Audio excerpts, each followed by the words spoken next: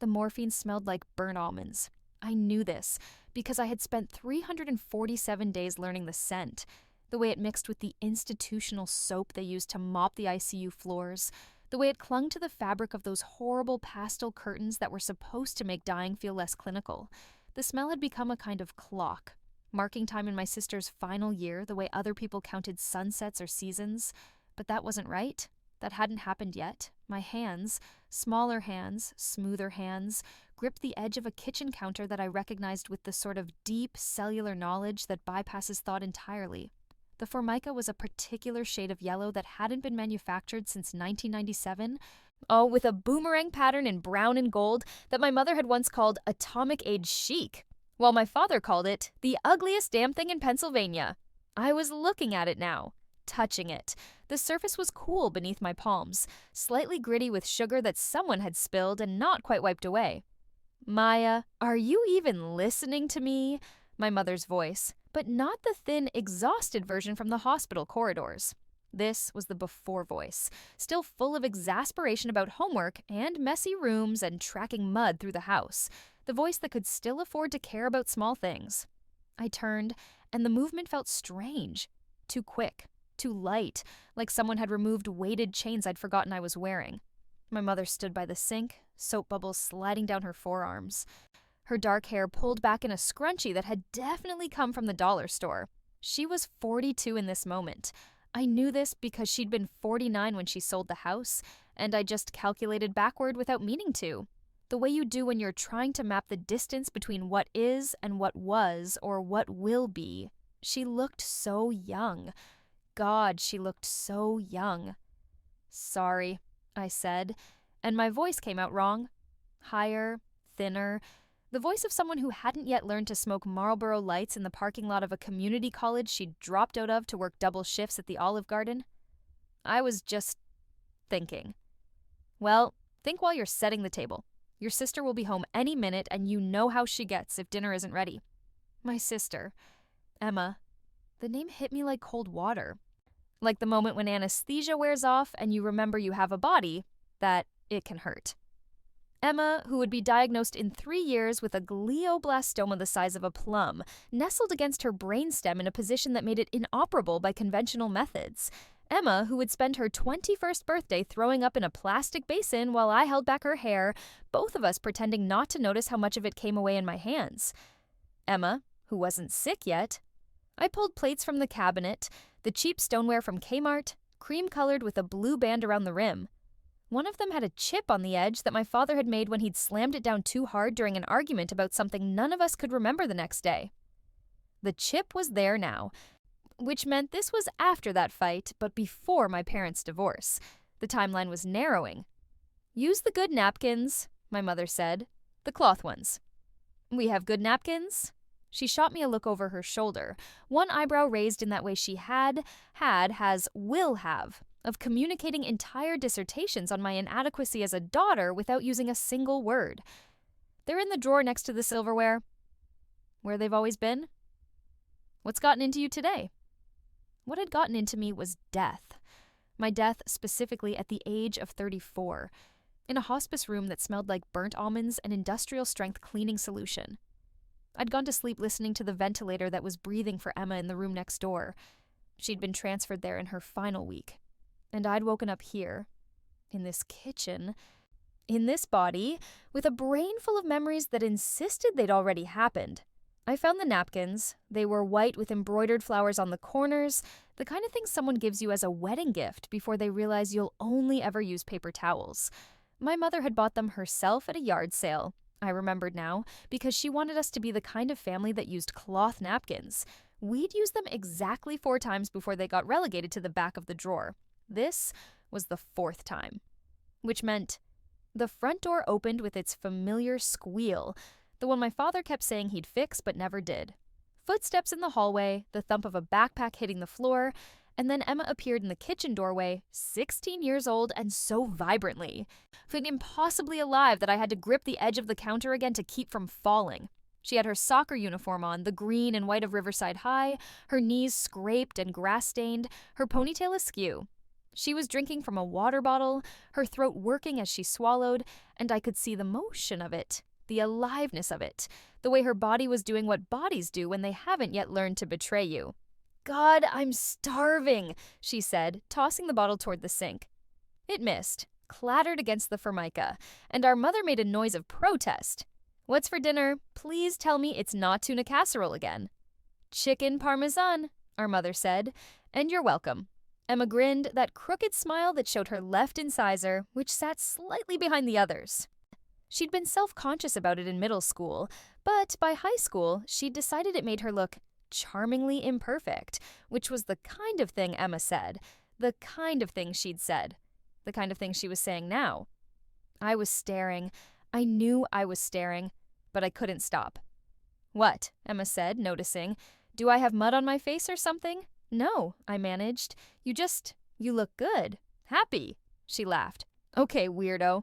Did you hit your head or something?"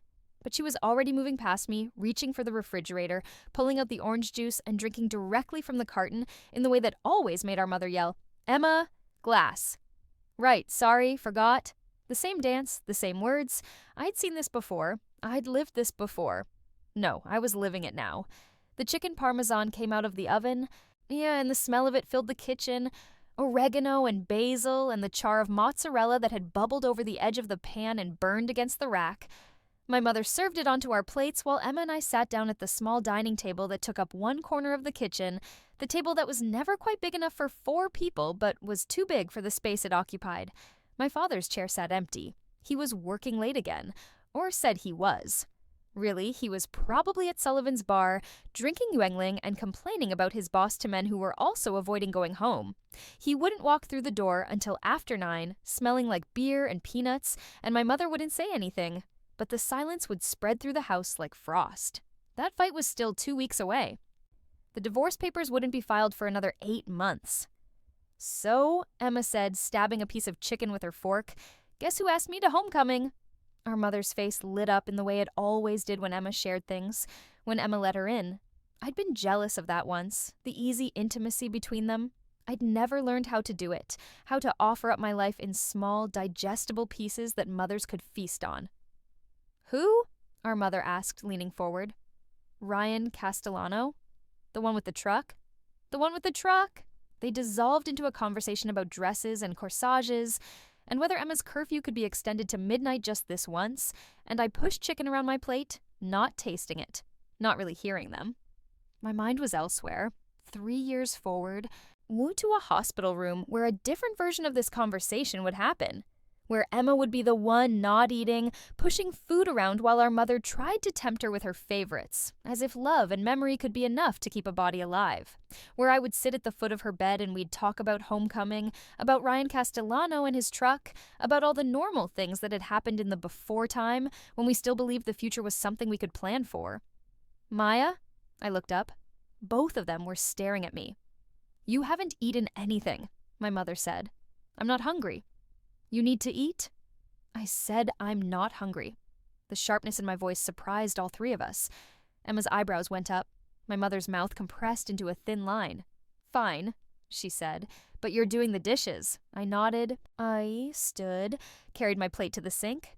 Behind me, they resumed their conversation, but quieter now, as if I'd introduced something fragile into the room that they had to navigate around. The water ran hot over my hands as I scrubbed the dishes, soap bubbles forming and popping, circling the drain. I watched them spiral down and thought about time, about how it was supposed to move in one direction, how we were supposed to move with it, aging and changing and eventually ending. But here I was, moving backward. Or maybe I'd never moved forward at all. Maybe that whole life, the diagnosis, the treatments, the fundraisers, the selling of this house to pay for experimental therapies that didn't work, the final terrible year in the ICU, maybe all of that had been the dream, and this was the waking. Except I knew it wasn't.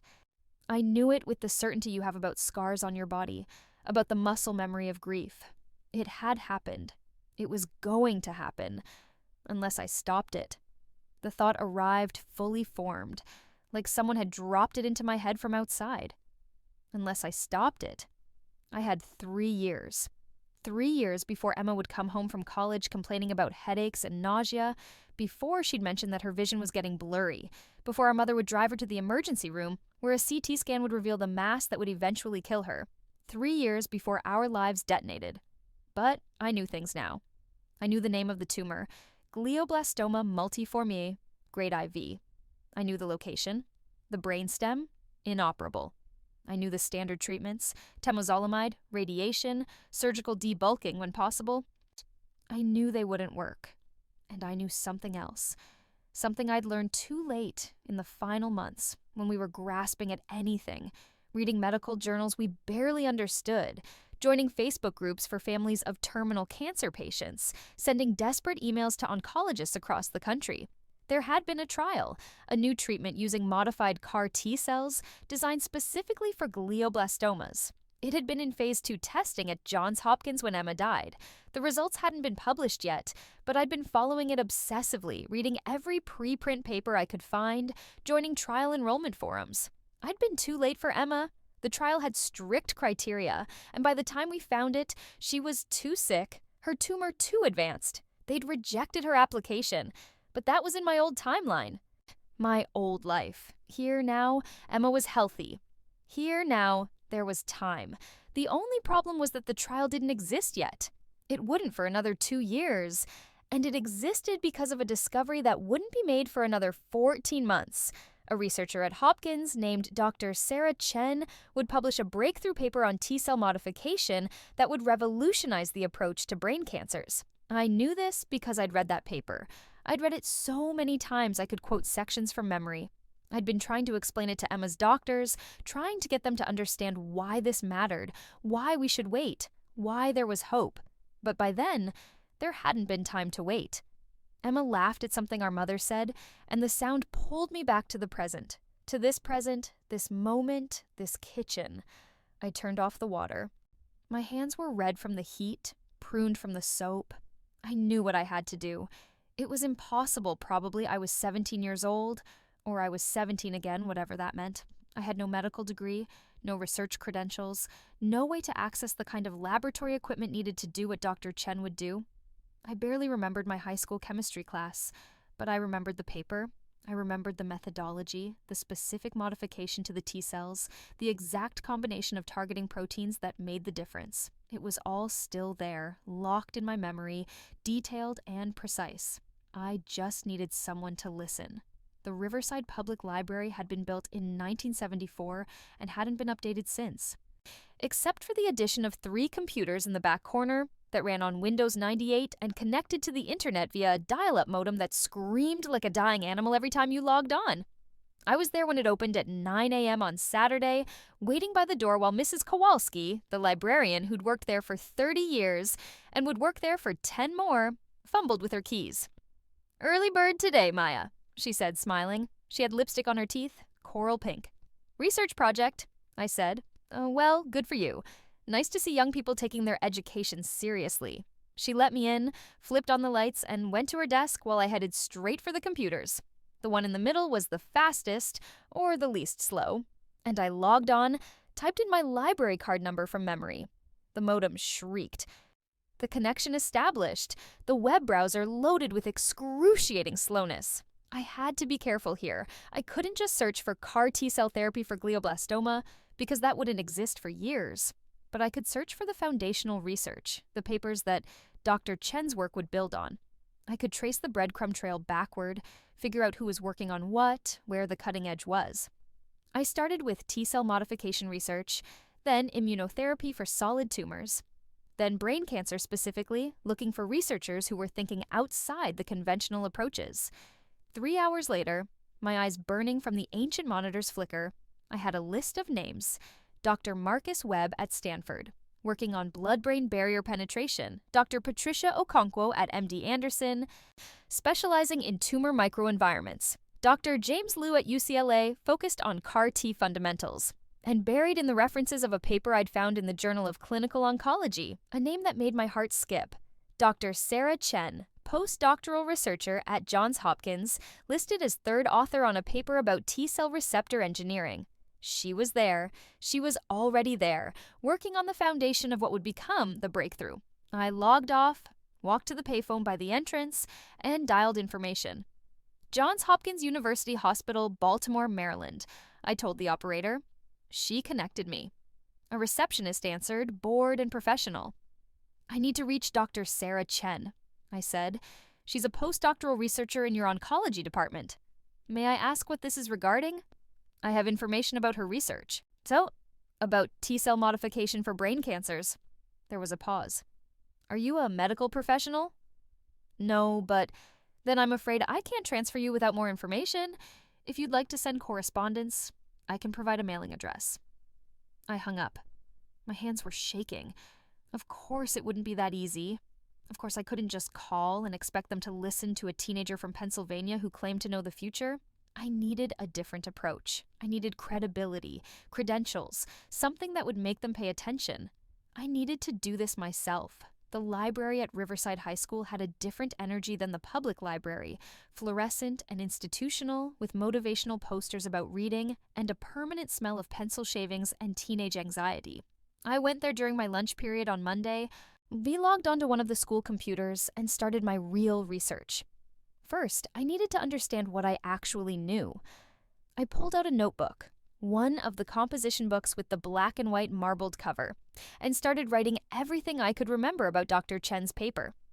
CAR T-cell modification using dual targeting approach, CD133, and EGFR-VATE markers, lentiviral vector for gene, transfer-modified IL-2, receptor for controlled proliferation. I wrote for an hour, filling pages with half-remembered details, diagrams I sketched from memory, sequences I'd seen in supplementary data. Some of it was clear, some of it was fuzzy, but the core concept was there, solid and real. The problem was turning concept into reality. I spent the next 3 weeks living a double life. During the day, I was Maya Hartwell, an unremarkable high school senior, going to classes and pretending to care about calculus and American literature. But every free moment, I was someone else, someone digging through academic databases, teaching myself molecular biology, trying to bridge the gap between theoretical knowledge and practical application. I checked out every book the school library had on cellular biology, genetics, immunology. I read textbooks during class, hiding them under my desk while Mr. Peterson droned on about polynomial functions. I stayed up until 3 a.m., reading papers on PubMed, cross-referencing citations, building a foundation of knowledge that hadn't existed in my first life. Emma noticed. "You're being weird," she said one night, leaning against my doorframe. She was wearing an oversized t-shirt and pajama pants with penguins on them. Witty, her hair wet from the shower. Weirder than usual, I mean. I looked up from my laptop, a bulky Dell that ran Windows ME and took 5 minutes to boot up. I'm just studying. You're always studying. You never studied this much before. College applications, I said, which was partially true. I'd applied to exactly one college in my first life, community college, because we couldn't afford anything else, and I dropped out after a semester when my work schedule became too demanding. But now I was applying to universities with strong research programs. Johns Hopkins, Stanford, MIT, long shots, all of them, but I needed to try. You're applying to Johns Hopkins, Emma said, reading over my shoulder. Since when do you want to go to medical school? I don't. I want to do research. Research on what? I hesitated. The truth sat on my tongue, impossible and absurd. I want to research the cancer that's going to kill you, except you don't know about it yet.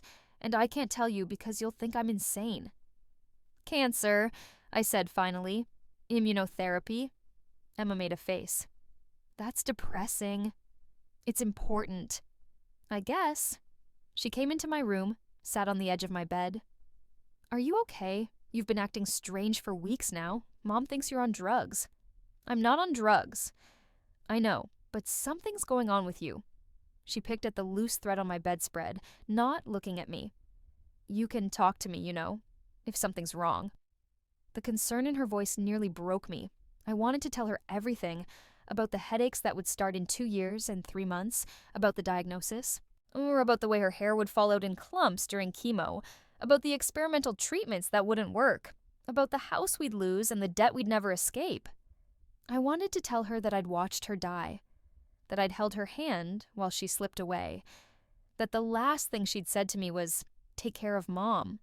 And I'd failed at that too because 6 months after Emma's funeral, our mother had driven to the bridge over the Susquehanna River, and I'd had to identify her body, had to call our father, who we hadn't spoken to in years, and tell him that he'd lost both of them.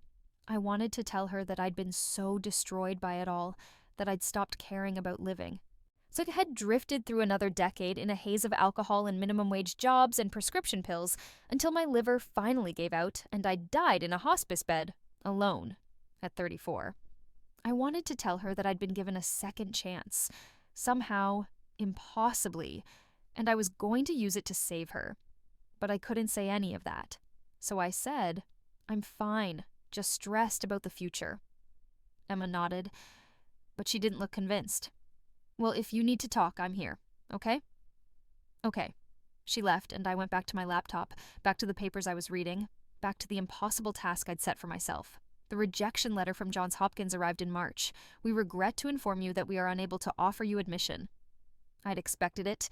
My grades were decent, but not exceptional. My SAT scores were average. I had no research experience, no impressive extracurriculars, nothing that would make me stand out. Stanford rejected me too. So did MIT. The only school that accepted me was Penn State, with a partial scholarship that would barely make a dent in the tuition. I sat at the kitchen table with the acceptance letter, doing math in my head. Even with the scholarship, even with federal loans, I'd need at least $15,000 a year, times 4 years. $60,000 minimum. We didn't have it. We barely had enough to keep the lights on. In my first life, I hadn't gone. I'd worked instead, lived at home, helped with bills. It had seemed like the responsible thing to do, but now I needed that education. I needed access to laboratories, to equipment, to professors who could guide me. Well, I needed to be in a place where I could do real research. Mom, I said that night at dinner, I got into Penn State. She looked up from her plate, surprised. You did? Maya, that's wonderful. Emma grinned. Nice. We can visit you on weekends. I want to go, I continued, but it's expensive, even with the scholarship. My mother's expression shifted, clouds moving across sun. How expensive, I told her. Watched her face as she calculated, as she ran the numbers the way she always did. Rent, utilities, car payment, groceries, credit cards. We'll make it work, she said finally, but her voice was tight. Are you sure? You got into college, Maya? Of course we'll make it work. But I saw her later that night, at the kitchen table, going through bills with a calculator and a bottle of wine. Saw her writing numbers in a ledger, crossing them out, writing new ones. Saw her put her head in her hands. The guilt was immediate and overwhelming. In my first timeline, I hadn't gone to college, hadn't burdened them with debt. And maybe that was why, when Emma got sick, they'd been able to hold on a little longer before they had to sell the house. Maybe my absence had been a kind of gift. But I couldn't afford to think that way. The house didn't matter. The debt didn't matter. Nothing mattered except saving Emma. I went to Penn State in August. The research lab I joined in my sophomore year was small, underfunded, and located in the basement of the Life Sciences building, where the air always smelled faintly of ethanol and mouse bedding. Doctor? Richard Vance ran it with the weary efficiency of a man who'd been denied tenure twice and had stopped caring about anything except his work. He was studying tumor-infiltrating lymphocytes, which was close enough to what I needed that I'd practically begged for a position. You're an undergraduate, he'd said when I first approached him. I don't usually take undergrads. I'll work for free, I'll clean beakers, I'll do whatever you need. He'd looked at me over his reading glasses, skeptical. What's your interest in immunotherapy? And I'd told him a version of the truth. My sister is going to get brain cancer. I want to stop it. Maybe it was the certainty in my voice, or maybe he was just desperate for free labor, but he'd said yes. I spent the next 2 years learning everything I could. How to culture cells, how to run flow cytometry, how to design primers for PCR, how to read Western blots. I worked 40 hours a week on top of my classes, sleeping 4 hours a night, living on coffee and the free food at department seminars. Dr. Vance thought I was obsessed. He was right. You need to slow down, he told me once, finding me in the lab at 2 a.m., running yet another assay. You're going to burn out. I can't slow down. Why not? Because time was running out. Because Emma was a junior in college now, healthy and happy,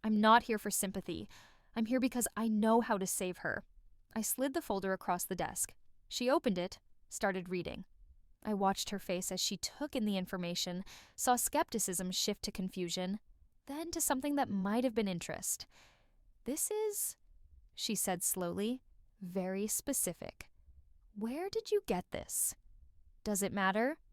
If you're asking me to consider experimental treatment for your sister, then yes, it matters very much. I took a breath. I'd known this moment would come, had rehearsed what I'd say. The truth was impossible, but maybe a version of the truth would work.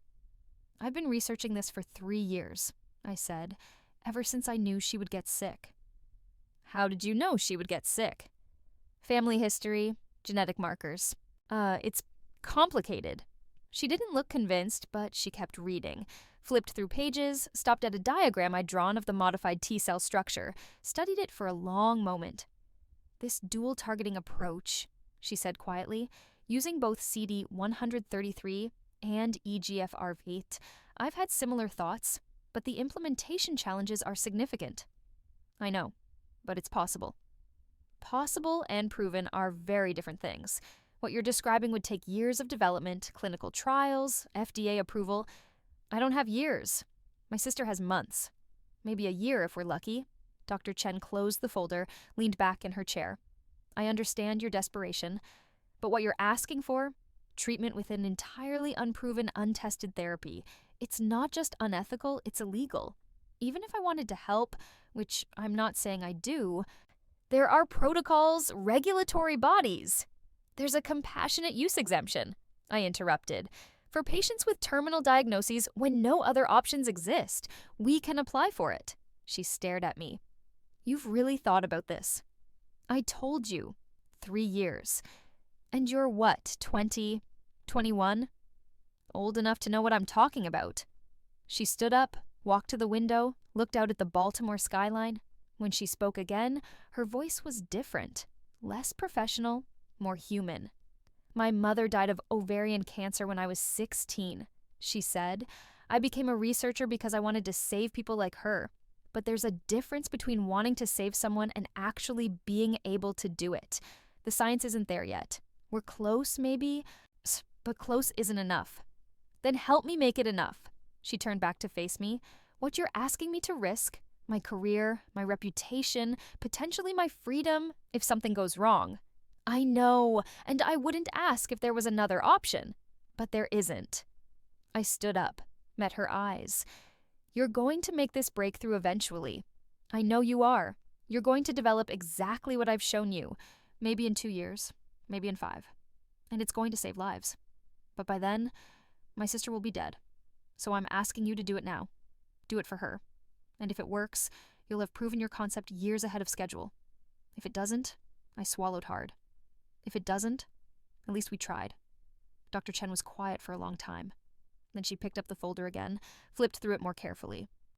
Some of these references, she said, I don't recognize them. They're from my own research.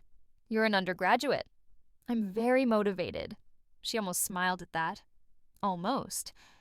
I need to think about this, and I need to consult with my colleagues, but... She paused, weighing something. But I'm willing to look at your sister's case, no promises, just a consult. It was more than I'd hoped for. Thank you. Don't thank me yet. And for the record, I think you're either a genius or completely insane. I haven't decided which. Can't I be both? This time she did smile. Get me your sister's medical records, complete pathology report, imaging, everything. I'll review it. I left her office with something I hadn't felt in a long time. Either timeline, either life. Hope. The biopsy confirmed what I already knew. Glioblastoma multiforme. WU grade 4, located in the brainstem. Inoperable. The neurosurgeon recommended radiation and temozolomide, the standard protocol, while gently explaining that standard protocol for this type of tumor bought time, but rarely cured anything. My mother took the news the way she took everything, with a tight jaw and dry eyes, saving the breakdown for later, for when she was alone. My father flew in from wherever he was living now, stood awkwardly in Emma's hospital room, and left after 2 days, citing work obligations. Emma herself was calm in a way that terrified me. She listened to the doctors, asked questions, nodded at appropriate moments. She didn't cry. Later in the night, I'd hear her through the walls, but during the day, she was composed. "I want to try whatever gives me the best chance," she told the doctors. I don't care if it's experimental," which was how we ended up in Dr. Chen's office at Johns Hopkins 3 weeks later, my mother and Emma and me listening as she explained the proposed treatment. "To be clear," Dr. Chen said, looking at Emma, "this has never been tested in humans. We've seen promising results in mouse models, but mice are not people. The risks include severe immune reactions, cytokine storms, neurological damage, even death. The FDA has granted compassionate use authorization, but that doesn't mean it's safe. It means we're allowed to try because you have no other good options." Emma nodded. "I understand." "Do you?" Dr. Chen's voice was gentle but firm. "Do you understand that this might not work? That it might make things worse? That you could do the standard treatment instead? Which at least has a known track record?" "I understand that the standard treatment will give me maybe a year," Emma said. "I'm 20. I want more than a year." Dr. Chen looked at my mother. "And you consent to this?" My mother's hand found mine under the table, squeezed hard. "Yes." "Okay then." Dr. Chen pulled out a stack of consent forms. "We'll need to do some preliminary work. Additional scans, blood work, tissue samples. We'll extract a sample of Emma's T cells, modify them in the lab, then reintroduce them via intrathecal injection directly into the cerebrospinal fluid. The whole process will take about 6 weeks. 6 weeks of waiting. 6 weeks of Emma living in our mother's apartment, too sick to go back to school, too scared to be alone. 6 weeks of me driving back and forth from Penn State every weekend, sitting with her, watching TV shows we didn't care about, pretending everything was normal while the tumor in her head grew bigger. We'd sold the house already. That part had happened just like before. My mother couldn't afford the mortgage and Emma's medical bills, so the yellow Formica kitchen and the boomerang countertops and my childhood bedroom all went to a family from Pittsburgh who wanted a fixer-upper. My mother had cried while packing, and I'd helped her box up the cloth napkins with embroidered flowers, the ones we'd only used 4 times. But this time, we'd sold it earlier. This time, we'd used the money not just for bills, but for the costs of Emma's treatment that insurance wouldn't cover. This time, maybe it would be worth it. The 6 weeks crawled by. I threw myself into my own research, working with Vance to refine the protocols I'd given to Dr. Chen, double-checking everything, looking for flaws. At night, I'd lie awake running through scenarios. What if the modified T cells didn't cross the blood-brain barrier? What if they attacked healthy tissue? What if I'd remembered the methodology wrong, mixed up some crucial detail? What if I'd given Emma false hope? Dr. Chen called on a Tuesday in March. "We're ready. Can you bring Emma in tomorrow?" The treatment room was sterile and white, with machines that beeped softly and IV poles that cast long shadows. Emma lay on a bed that could tilt to different angles, wearing a hospital gown that made her look younger than 20, more like the 16-year-old in the soccer uniform I'd seen in the kitchen that first night back. Dr. Chen explained the procedure one more time. "We'll inject the modified T cells directly into your spinal fluid. You'll need to stay still for several hours afterward to allow distribution. You might experience headaches, fever, nausea. If you have any severe reactions, we'll intervene immediately." "Got it," Emma said. Her voice was steady, but I could see her fingers trembling as she gripped the bed rail. I took her hand. "You're going to be okay." "You don't know that." "I do." She looked at me then, really looked at me, and I saw the question in her eyes, the one she'd been wanting to ask for months. "How do you know? How can you be so certain?" But she didn't ask it out loud, just squeezed my hand and said, "Stay with me, always." The injection took 20 minutes. Watching the clear fluid flow through the catheter into my sister's spine, knowing it carried cells I'd helped design, knowing it was either going to save her or kill her, it was the longest 20 minutes of my life. Both lives. When it was done, Dr. Chen removed the needle, applied a bandage, and stepped back. Now we wait. The first 48 hours were the worst. Emma spiked a fever of 103, vomited until there was nothing left to bring up, complained of headaches that made her cry. The nurses monitored her constantly, adjusting medications, taking blood samples every few hours to check her immune response. I stayed in her room, sleeping in the chair by her bed, waking every time she moved or moaned. My mother was there too, alternating between hovering and pacing the hallway, drinking cup after cup of vending machine coffee. On the third day, the fever broke. Emma slept for 14 hours straight, and when she woke, she said the headache was better. "How much better?" Dr. Chen asked, shining a penlight in Emma's eyes. "Like 70% better, maybe 80. Dr. Chen made notes, ordered another CT scan. We waited for the results with the kind of tension that makes your muscles ache, makes breathing feel like work. When she came back with the images, her face was carefully neutral in the way doctors' faces are when they have news. "The tumor," she said, pulling up the scans on the computer screen, "has shrunk. Approximately 40% reduction in volume." The room went silent. Then my mother made a sound, something between a laugh and a sob, and Emma said, "Wait, seriously?" "Seriously?" Dr. Chen pointed at the scan, showed us the before and after images. The mass that had been there, where the dark blob pressing against Emma's brainstem, was noticeably smaller. "This is unprecedented. The modified T cells appear to be targeting the tumor cells effectively while leaving healthy tissue intact." I couldn't speak, couldn't move. I just stared at the screen, at the proof that it had worked, that I'd been right, that I'd changed something. Emma was crying now and my mother was hugging her, and Dr. Chen was explaining what came next. More monitoring, possibly additional infusions, regular imaging to track progress. But I barely heard her. I was too busy watching Emma, watching her face as she realized she might actually live, might actually have a future beyond the one-year death sentence. This was what I'd come back for. This moment. The results were published 6 months later in the New England Journal of Medicine. Whoa, novel CAR T-cell therapy shows promise in glioblastoma treatment. A case study. Dr. Chen was the lead author. I was listed second, credited as the research consultant who'd developed the initial protocol. The paper detailed Emma's case, the diagnosis, the treatment, the remarkable response, and laid out the methodology in careful, rigorous detail. It caused a stir in the medical community. Oncologists who'd been working on similar approaches suddenly had a roadmap.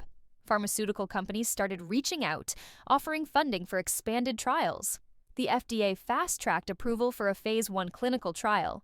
Emma, meanwhile, was in remission, complete remission. The tumor was gone, eaten away by the modified T cells that I'd helped design, that Dr. Chen had perfected, that together we'd turned from theory into reality. She went back to college, finished her degree in education, started dating Marcus seriously. She was talking about grad school, about teaching, about having a life. My mother got a job as a school secretary, moved into a small apartment she could actually afford. She smiled more, laughed more, stopped carrying the weight of anticipated grief. And me, I graduated from Penn State with a degree in molecular biology and a paper in one of the most prestigious medical journals in the world. Dr. Chen offered me a position in her lab at Hopkins, now expanded, better funded, focused on developing the CAR T therapy into a standard treatment. I took it.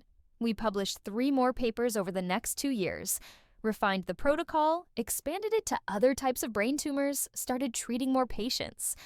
The success rate wasn't perfect. Some people didn't respond, some had severe side effects, but it was better than anything else available. I was 24 years old, and I'd helped change the field of oncology. But Emma didn't know that. She didn't know that in another timeline, another life, she'd died at 21, that our mother had killed herself 6 months later, that I'd spent another 13 years drowning before finally dying in a hospice bed with nothing to show for my existence. She didn't know that I'd come back, that I'd been given a second chance, that I'd used it to save her. Sometimes I wanted to tell her. Late at night when we'd talk on the phone and she'd complain about her students or tell me about her latest date with Marcus, I'd feel the words building up. You were dead. You were dead, and I brought you back. But I never said it.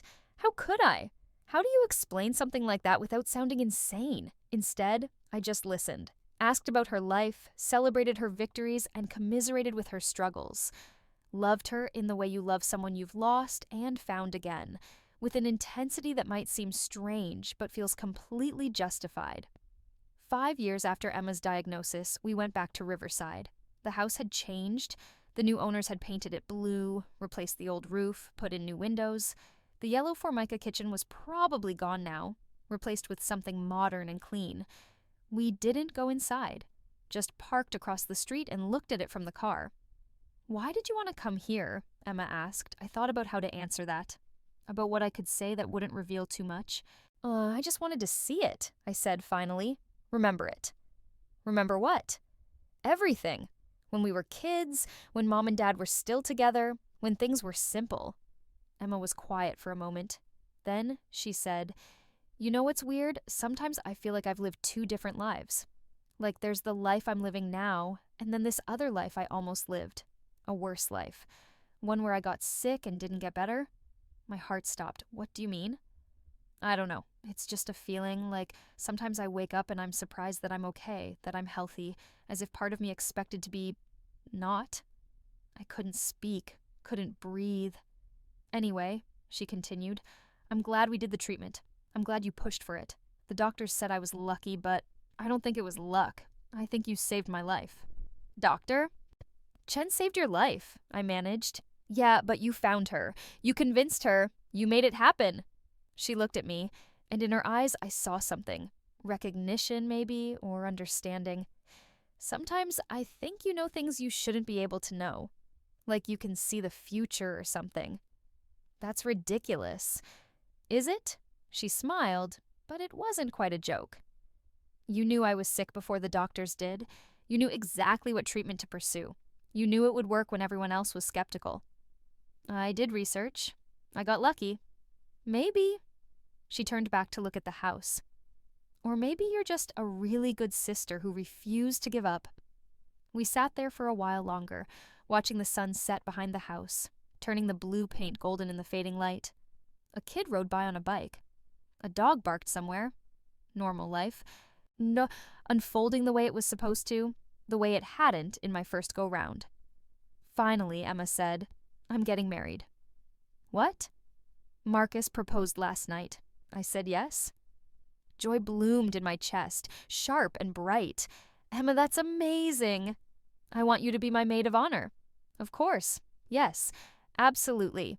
She grinned, and it was the same crooked smile I'd seen in that kitchen 5 years ago, the one that showed her slightly misaligned incisor, the smile I'd thought I'd never see again.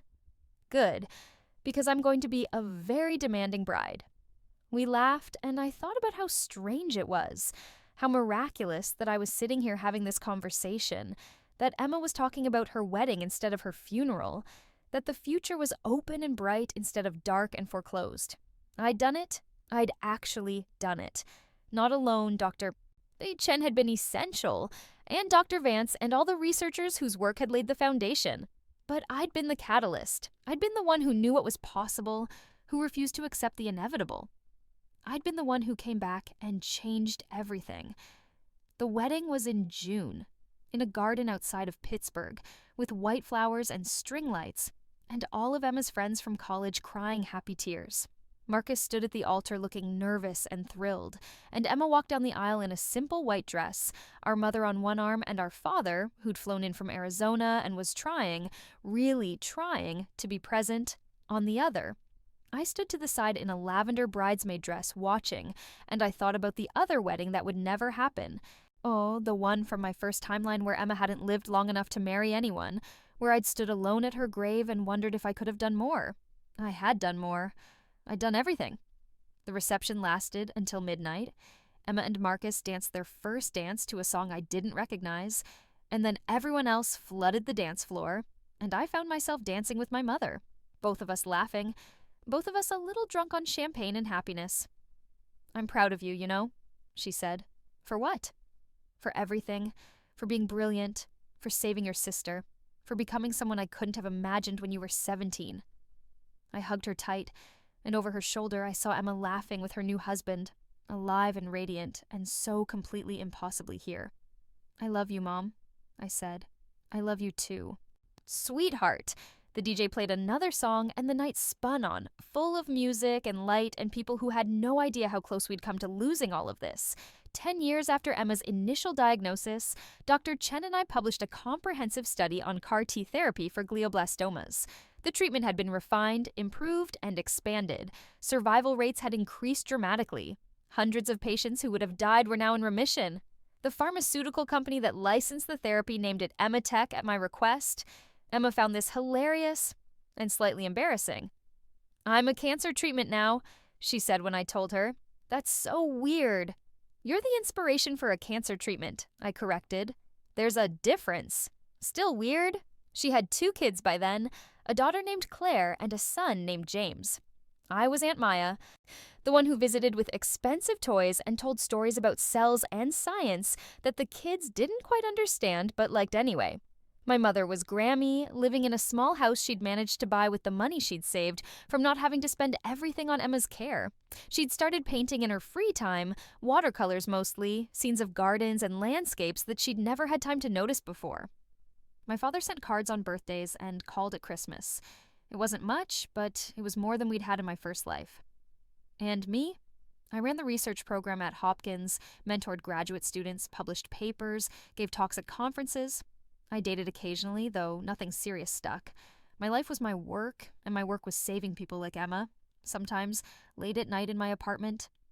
I'd think about the life I'd left behind, the hospice bed, the smell of burnt almonds, the moment when I'd closed my eyes and expected nothing, only to wake up in a yellow Formica kitchen I'd thought was lost forever. I'd never figured out how it happened, whether it was some cosmic glitch, some mercy from a universe that usually showed none, or just a very vivid dying dream that I was still living in. I'd stopped trying to understand it. What mattered was what I'd done with it. I'd saved my sister. I'd saved my mother. I'd saved hundreds of other people who would have died without the treatment we'd developed. I'd taken a second chance and turned it into something that mattered. Emma's daughter Claire turned out to have a gift for science. At 12, she was already reading biology textbooks for fun, and asking me questions about gene therapy and immunology that most adults couldn't answer. "Do you think I could be a researcher like you?" she asked one day when I was visiting. "I think you could be anything you want," I said, "but do you think I'd be good at it?" I looked at her, dark hair like Emma's, curious eyes like Marcus's, a mind that worked in the same relentless way mine did. "I think you'd be amazing at it," I said. She grinned. "Good, because I want to cure more diseases, like you and Dr. Chen did. It's a lot of work. I don't mind working hard." She reminded me of myself at that age. Or rather, she reminded me of who I might have been if I'd had the chance to pursue this earlier, if I hadn't spent my first life in survival mode. "Can I tell you a secret?" I said. "Oh, sure." Sometimes the most important breakthroughs come from people who refuse to accept that something is impossible. Everyone told me that what I wanted to do couldn't be done, but I did it anyway. Because you knew you were right? Because I had to try. Even if I failed, I had to try. She nodded, processing this. Then, "Aunt Maya, why did you become a scientist?" I could have told her about intellectual curiosity, about the beauty of discovery, about wanting to help people. All of those would have been true, but what I said was, because I loved someone and I wanted to save them. "Did you?" "Yes, I did." She smiled, satisfied with this answer, and went back to the book she was reading, some dense textbook on cellular biology that she'd borrowed from my lab. I watched her for a moment. Oh, this child who existed because I'd changed the timeline, because I'd refused to let Emma die. Then I got up and found Emma in the kitchen, making dinner, looking exactly like our mother used to look in that yellow Formica kitchen that was gone now, but lived on in my memory. "Your daughter is going to change the world," I told her. Emma laughed. "She's 12. So was I once, and look how that turned out." "You're impossible, you know that?" "I'm persistent. There's a difference." She hugged me then, spontaneous and tight, and whispered in my ear, "Thank you for everything." She didn't know what she was thanking me for. Not really. Didn't know about the other timeline, the other life, the choice I'd made to save her. But she knew enough. She knew I'd fought for her, and that was enough. 20 years after the day I woke up in that kitchen, I stood in a lecture hall at Johns Hopkins, addressing a room full of medical students. "The thing about impossible problems," I said, "is that they're only impossible until someone solves them. Before CAR T therapy, we told patients with glioblastomas that they had a year to live. Now we tell them they have a chance. The difference between those two statements, between death sentence and hope, is what drives research. It's what drives medicine. It's what drives all of us." The students scribbled notes, faces bright with the kind of idealism that comes before years of grinding work, and failed experiments teach you how hard this all really is. But I didn't want to discourage them. I wanted them to keep that idealism, to hold on to it, to let it fuel them through the difficult years ahead. You're going to fail, I continued, a lot. Most of your experiments won't work. Most of your hypotheses will be wrong. But every failure teaches you something, brings you closer to the answer. And when you finally find it, when you finally solve the impossible problem, it will be worth everything you went through. After the lecture, a student approached me, a young woman with determined eyes and a notebook full of questions. "Dr. Hartwell," she said, "I read your first paper, the one about your sister. It said you developed the initial protocol while you were still an undergraduate. How did you do that?" I smiled. I was motivated. But the complexity of the work, the insight required, it's like you knew exactly what would work before you tested it. "Sometimes," I said carefully, "we know more than we think we do. Sometimes we just have to trust our instincts." She nodded, but I could see she wasn't satisfied with that answer. She wanted the full story, the complete explanation. I couldn't give her that. Some things had to remain mysteries, even to ourselves. On the 25th anniversary of Emma's diagnosis, we held a small gathering. Just family, Emma and Marcus, their 3 kids. Claire was in medical school now, studying oncology, my mother, even my father, who'd mellowed with age and distance. We met at a park, had a picnic, played frisbee with the grandkids. It was ordinary and perfect, and nothing like the memorial service I'd attended in my first timeline, where we'd scattered Emma's ashes in a river, and I'd felt like part of me was being washed away too. As the sun set, Emma and I walked to the edge of the park, away from the others. "And I've been thinking," she said, "about what you told me once, about knowing things you shouldn't be able to know." "I was probably drunk," I said. "You weren't, and I've been thinking about it for 25 years. She stopped walking, turned to face me. "I don't know how, and I don't know why, but I think you saved me from something that already happened, or was going to happen, or I don't know. Time doesn't work the way we think it does it?" My heart was pounding. "Emma, you don't have to explain. I just wanted to say thank you for whatever you did, however you did it. Thank you for giving me this life." I couldn't speak, could only pull her into a hug, hold her tight, feel the solid reality of her, alive, healthy, here. "I'd do it again," I whispered, 1,000 times over. "I know," she said. "I know." We stood there as the sun dropped below the horizon, painting the sky in shades of orange and pink and gold. Behind us, I could hear the kids laughing, my mother calling that dinner was ready, Marcus asking if anyone had seen the potato salad. Normal sounds, living sounds, the sounds of a future I'd fought for, died for, been reborn for. I'm 57 now. Emma is 55. Our mother is 84 and still painting watercolors, though her hands shake more than they used to. The CAR-T therapy we developed has saved thousands of lives. It's standard treatment now, covered by insurance, taught in medical schools. There are newer innovations, better approaches, but ours was the first. Ours opened the door. Sometimes I wonder what happened to the other timeline. Well, the one where Emma died and I died and nothing good came from any of it. Does it still exist somewhere, running parallel to this one? Or did it collapse when I changed things? Cease to be the moment I woke up in that yellow kitchen? I don't know. I don't think I'll ever know. What I do know is this. I was given something impossible. A second chance, a do-over, a shot at fixing the unfixable. And I used it. Not perfectly, not without cost, but I used it. Emma is alive. That's what matters. Everything else, the house we lost, the debt we incurred, the years of struggle and uncertainty, all of it was worth it for that one simple fact. My sister is alive. And I got to save her. The last time I smelled burnt almonds was at a conference in Seattle, where a pharmaceutical representative was demonstrating a new pain management protocol. The scent hit me like a physical blow, transported me back to that ICU room, to Emma's final days in my first life, to the moment when I'd closed my eyes and surrendered to death. I had to leave the conference, step outside into the rain, breathe the cold air until the memory released its grip. A younger researcher followed me out, concerned. "Dr. Hartwell, are you okay?" I nodded, wiping rain from my face. "Just old memories." "Can I do anything?" "No, thank you. I'm fine."